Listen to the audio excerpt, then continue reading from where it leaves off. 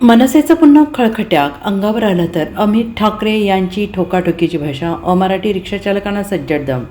महाराष्ट्र नवनिर्माण सेनेचे नेते अमित ठाकरे यांनी रेल्वे प्रशासन आणि अमराठी रिक्षाचालकांच्या संपाच्या पार्श्वभूमीवर अत्यंत आक्रमक भूमिका घेतली. राज्यात 1 मेपासून रिक्षा आणि टॅक्सी चालकांसाठी मराठी भाषा येणे बंधनकारक असल्याचा निर्णय परिवहन मंत्री प्रताप सरनाईक यांनी घेतला आहे. त्यानंतर 4 मे रोजी 15 लाख रिक्षाचालक संपावर जाणार असल्याची माहिती समोर आली. आता अमित ठाकरे यांनी मराठी माणसाच्या किंवा मराठी रिक्षाचालकांच्या अंगावर आला तर तुम्हाला रस्त्यावर मारेन अशा शब्दात संताप व्यक्त केला आहे. तसेच मनसेच्या ठोकाठोकीची या भाषेमुळे राजकीय वर्तुळात पुन्हा एकदा खळबळ उडाली आहे. रेल्वे प्रशासनातील मराठी भाषेच्या मुद्द्यावरून अमित ठाकरे यांनी प्रशासनाचे कान टोचले. ते म्हणाले, रेल्वे प्रशासनात आधी मराठी भाषाच नव्हती. आज मला प्रशासनाला सांगायचं आहे की आमचे महाराष्ट्रावर कायम लक्ष आहे आणि असेल.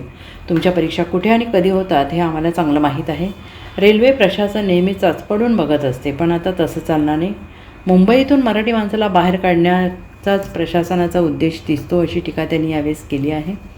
राज्य सरकारने रिक्षा टॅक्सी चालकांसाठी मराठी भाषा सक्तीची करण्याचा जो निर्णय घेतला त्याचे अमित ठाकरे यांनी स्वागत केले. सरकारने घेतलेला हा निर्णय अगदी योग्य आहे. भाषेची सक्ती करणे अजिबात अडचणीचे ठरणार नाही. ज्यांना संपावर जायचे त्यांनी खुशाल जावे, त्याने काही फरक पडणार नाही, असं म्हणत त्यांनी आंदोलकांना चपराक लगावली आहे. अडचणीचा अजिबात ठरणार नाही. म्हणजे जे सरकारचा निर्णय आहे तो अतिशय योग्य निर्णय आहे.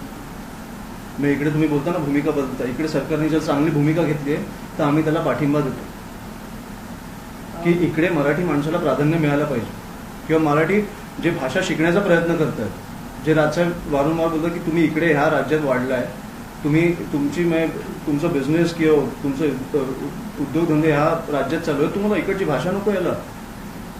हा सरकारने निर्णय घेतलेला अतिशय योग्य आहे आणि आम्ही त्या विरोधात ते आंदोलन करणार आहेत. उत्तर भारतीय आंदोलन म्हणजे काय? 4 मे पासून जाऊ दे, काही फरक पडत नाही. मी कालपासून अनेक गोष्टी हे व्हिडिओज वगैरे बघतोय, रील्स बघतोय. मी जे रिक्षा चालकांचे, मराठी रिक्षा चालकांचे जे व्हिडिओज बघतोय, त्यांचं म्हणणं आहे आम्ही 8 पर्यंत रिक्षा चालवायचो, आम्ही 12 पर्यंत चालू, पण आम्ही नागरिकांना त्रास होऊन देणार नाही. ह्याच्यासाठी खरं तर हॅट्स ऑफ त्यांचे. हे जे व्हिडिओज बघतोय मी, मला खरंच आनंद होतोय की आपले मराठी लोक पण त्या प्रकारे उतरत आहेत. त्याच्यामुळे ह्या आंदोलनाचा काही फरक पडणार नाहीये. फक्त मी एक सांगतो, आंदोलन संप करून करा तुम्ही. जर आमच्या लोकांच्या अंगावर आलात तुम्ही तर रस्त्यावर मारणार. तुम्ही संप करा, तुम्ही रिक्षा चालवू नका, तुम्ही काय वाटेल ते करा. मराठी भाषा शिकायला घ्या पाहिजे या संपामध्ये. पण तुम्ही जे रिक्षा चालवत आहेत, जे मराठी लोक रिक्षा चालवत आहेत, त्यांच्या अंगावर आला तर रस्त्यावर मारणार.